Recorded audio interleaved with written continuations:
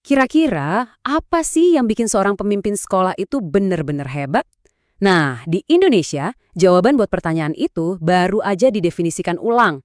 Sebuah standar baru udah ditetapkan, dan hari ini kita akan bedah bareng-bareng kerangka kerja yang bakal ngebentuk masa depan pendidikan kita. Pernah nggak kepikiran soal ini? Apa coba yang ngebedain kepala sekolah yang cuma ngejalanin tugas administrasi aja sama mereka yang benar-benar bawa perubahan positif? Nah sekarang ini bukan lagi cuma sekedar obrolan warung kopi loh, ini udah jadi standar resmi. Oke, kita bedah lebih dalam yuk. Jadi, pemerintah baru aja ngetok palu sebuah standar resmi yang jadi acuan buat setiap pemimpin sekolah di seluruh negeri. Tujuannya apa? Simple, tujuannya biar kepemimpinan itu bukan lagi soal kayaknya atau biasanya, tapi benar-benar soal kompetensi yang jelas dan bisa diukur. Dalam pembahasan kita kali ini, kita bakal lewatin 5 bagian utama.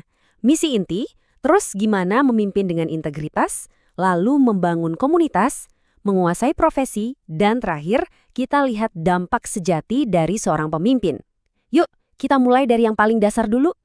Oke, bagian pertama, misi inti. Di sini kita bakal coba pahami dulu fondasinya. Siapa sih sebenarnya kepala satuan pendidikan itu menurut aturan baru ini dan apa peran fundamental mereka? Penting banget nih. Menurut peraturannya, ini definisi resminya, pimpinan pada satuan pendidikan formal atau non-formal. Kedengarannya simpel ya, tapi jangan salah, definisi ini cuma titik awalnya aja. Yang jauh lebih penting itu, gimana peraturan ini ngebedah peran mereka, bukan cuma sekedar jabatannya. Nah, ini nih yang menurut saya paling menarik. Coba lihat deh, ada pemisahan jelas antara tugas sama kompetensi. Kalau dulu fokusnya mungkin lebih ke tugas, yaitu apa yang mereka lakukan, ngelola sekolah. Tapi sekarang titik beratnya digeser ke kompetensi, yaitu bagaimana mereka melakukannya. Disinilah letak revolusinya. Aturan ini nggak cuma butuh manajer, tapi benar-benar nuntuk seorang pemimpin sejati.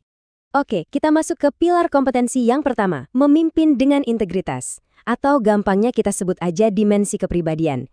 Ini semua tentang karakter. Siapa sih pemimpin itu sebagai seorang manusia? Jadi, gini intinya. Sebelum seorang pemimpin bisa ngatur orang lain, dia harus bisa ngatur dan mimpin dirinya sendiri dulu. Karakter pribadi itu sekarang bukan lagi sekedar nilai plus, tapi udah jadi syarat wajib. Inilah fondasi dari semuanya.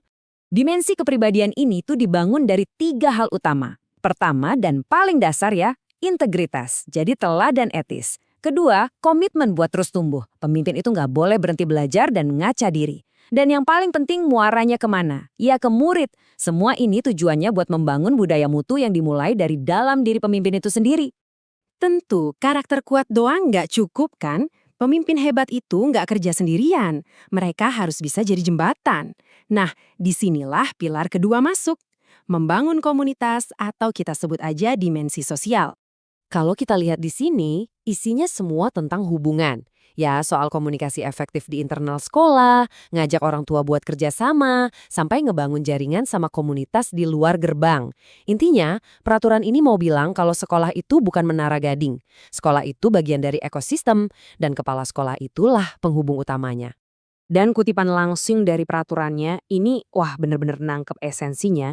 Jadi bukan cuma soal nilai rapor, tapi gimana caranya menciptakan sebuah ruang di mana setiap anak itu merasa aman, dihargai, dan nyaman buat jadi diri mereka sendiri dan belajar. Inilah jantung dari kompetensi sosial. Oke, kalau kepribadian itu fondasinya dan sosial itu jembatannya, nah kompetensi profesional ini ibarat mesinnya. Mesin yang ngegerakin sekolah buat jadi unggul. Ini pilar kita yang ketiga dan terakhir. Nah, di sini kita ngomongin soal dapurnya nih. Soal teknis dan strategi, gimana sih cara ngejalanin sekolah di zaman sekarang biar efektif? Peraturan ini ngasih cetak birunya, jelas banget. Ini nyangkup semuanya. Mulai dari bikin visi misi yang jelas, mimpin pengembangan kurikulum yang catat ya, berpusat pada murid, sampai ngelola sumber daya dengan transparan. Tapi yang paling keren, pemimpin dituntut jadi agen perubahan. Harus inovatif, siap sama tantangan di masa depan. Nah, jadi setelah kita bedah 3 pilar tadi, kepribadian, sosial, profesional, apa sih big picture-nya? Apa dampak sejati yang mau dicapai dari standar baru ini? Intinya sebetulnya ini, peraturan ini mau mengubah cara kita memandang kepala sekolah. bukan lagi sekedar daftar tugas, bukan lagi sekedar manajer administrasi, tapi jadi seorang pemimpin yang utuh, yang mimpin pakai hati, ngebangun komunitas, dan ngelola pakai otak.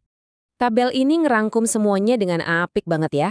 Kepemimpinan itu dimulai dari dalam diri pemimpin itu sendiri. Ini soal kepribadian.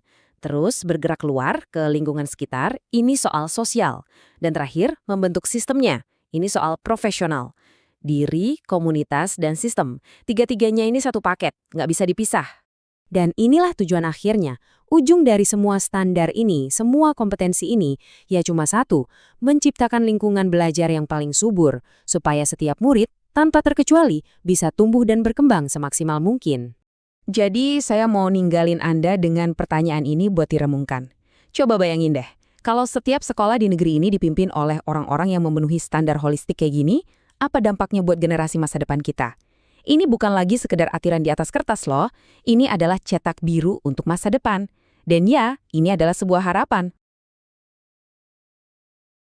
Kira-kira apa sih yang bikin seorang pemimpin sekolah itu benar-benar hebat?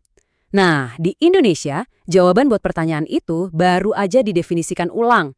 Sebuah standar baru udah ditetapkan, dan hari ini kita akan bedah bareng-bareng kerangka kerja yang bakal ngebentuk masa depan pendidikan kita. Pernah nggak kepikiran soal ini? Apa coba yang ngebedain kepala sekolah yang cuma ngejalanin tugas administrasi aja sama mereka yang benar-benar bawa perubahan positif? Nah sekarang ini bukan lagi cuma sekedar obrolan warung kopi loh, ini udah jadi standar resmi. Oke, kita bedah lebih dalam yuk. Jadi pemerintah baru aja ngetok palu sebuah standar resmi yang jadi acuan buat setiap pemimpin sekolah di seluruh negeri. Tujuannya apa? Simpel, tujuannya biar kepemimpinan itu bukan lagi soal kayaknya atau biasanya, tapi benar-benar soal kompetensi yang jelas dan bisa diukur. Dalam pembahasan kita kali ini, kita bakal lewatin 5 bagian utama. Misi inti, terus gimana memimpin dengan integritas, lalu membangun komunitas, menguasai profesi, dan terakhir, kita lihat dampak sejati dari seorang pemimpin. Yuk, kita mulai dari yang paling dasar dulu. Oke, bagian pertama, misi inti. Di sini kita bakal coba pahami dulu fondasinya. Siapa sih sebenarnya kepala satuan pendidikan itu menurut aturan baru ini dan apa peran fundamental mereka? Penting banget nih. Menurut peraturannya, ini definisi resminya, pimpinan pada satuan pendidikan formal atau non-formal. Kedengarannya simpel ya, tapi jangan salah, definisi ini cuma titik awalnya aja. Yang jauh lebih penting itu, gimana peraturan ini ngebedah peran mereka, bukan cuma sekedar jabatannya. Nah, ini nih yang menurut saya paling menarik. Coba lihat deh, ada pemisahan jelas antara tugas sama kompetensi. Kalau dulu fokusnya mungkin lebih ke tugas, yaitu apa yang mereka lakukan, ngelola sekolah. Tapi sekarang titik beratnya digeser ke kompetensi, yaitu bagaimana mereka melakukannya. Disinilah letak revolusinya. Aturan ini nggak cuma butuh manajer, tapi benar-benar nuntuk seorang pemimpin sejati. Oke, kita masuk ke pilar kompetensi yang pertama, memimpin dengan integritas. Atau gampangnya kita sebut aja dimensi kepribadian. Ini semua tentang karakter. Siapa sih pemimpin itu sebagai seorang manusia? Jadi, gini intinya. Sebelum seorang pemimpin bisa ngatur orang lain, dia harus bisa ngatur dan mimpin dirinya sendiri dulu. Karakter pribadi itu sekarang bukan lagi sekedar nilai plus, tapi udah jadi syarat wajib. Inilah fondasi dari semuanya. Dimensi kepribadian ini tuh dibangun dari 3 hal utama. Pertama dan paling dasar ya, integritas, jadi teladan etis. Kedua, komitmen buat terus tumbuh. Pemimpin itu nggak boleh berhenti belajar dan ngaca diri. Dan yang paling penting muaranya kemana? Ya ke murid. Semua ini tujuannya buat membangun budaya mutu yang dimulai dari dalam diri pemimpin itu sendiri. Tentu, karakter kuat doang nggak cukup kan? Pemimpin hebat itu nggak kerja sendirian. Mereka harus bisa jadi jembatan. Nah, disinilah pilar kedua masuk. Membangun komunitas atau kita sebut aja dimensi sosial. Kalau kita lihat di sini, isinya semua tentang hubungan. Ya, soal komunikasi efektif di internal sekolah, ngajak orang tua buat kerjasama, sampai ngebangun jaringan sama komunitas di luar gerbang. Intinya, peraturan ini mau bilang kalau sekolah itu bukan menara gading. Sekolah itu bagian dari ekosistem, dan kepala sekolah itulah penghubung utamanya. Dan kutipan langsung dari peraturannya, ini bener-bener nangkep esensinya. Jadi bukan cuma soal nilai rapor, tapi gimana caranya menciptakan sebuah ruang di mana setiap anak itu merasa aman. dihargai, dan nyaman buat jadi diri mereka sendiri dan belajar. Inilah jantung dari kompetensi sosial. Oke, kalau kepribadian itu fondasinya dan sosial itu jembatannya, nah, kompetensi profesional ini ibarat mesinnya. Mesin yang ngegerakin sekolah buat jadi unggul. Ini pilar kita yang ketiga dan terakhir. Nah, di sini kita ngomongin soal dapurnya nih. Soal teknis dan strategi, gimana sih cara ngejalanin sekolah di zaman sekarang biar efektif? Peraturan ini ngasih cetak birunya, jelas banget. Ini nyangkup semuanya. Mulai dari bikin visi misi yang jelas, mimpin pengembangan kurikulum yang catat ya, berpusat pada murid, sampai ngelola sumber daya dengan transparan. Tapi yang paling keren, pemimpin dituntut jadi agen perubahan. Harus inovatif, siap sama tantangan di masa depan. Nah, jadi setelah kita bedah 3 pilar tadi, kepribadian, sosial, profesional, apa sih big picture-nya? Apa dampak sejati yang mau dicapai dari standar baru ini? Intinya sebetulnya ini, peraturan ini mau mengubah cara kita memandang kepala sekolah. Bukan lagi sekedar daftar tugas, bukan lagi sekedar manajer administrasi, tapi jadi seorang pemimpin yang utuh, yang mimpin pakai hati, ngebangun komunitas, dan ngelola pakai otak. Tabel ini ngerangkum semuanya dengan apik banget ya. Kepemimpinan itu dimulai dari dalam diri pemimpin itu sendiri. Ini soal kepribadian. Terus bergerak keluar ke lingkungan sekitar, ini soal sosial. Dan terakhir, membentuk sistemnya. Ini soal profesional. Diri, komunitas, dan sistem. Tiga-tiganya ini satu paket, nggak bisa dipisah. Dan inilah tujuan akhirnya. Ujung dari semua standar ini, semua kompetensi ini, ya cuma satu, menciptakan lingkungan belajar yang paling subur, supaya setiap murid, tanpa terkecuali, bisa tumbuh dan berkembang semaksimal mungkin.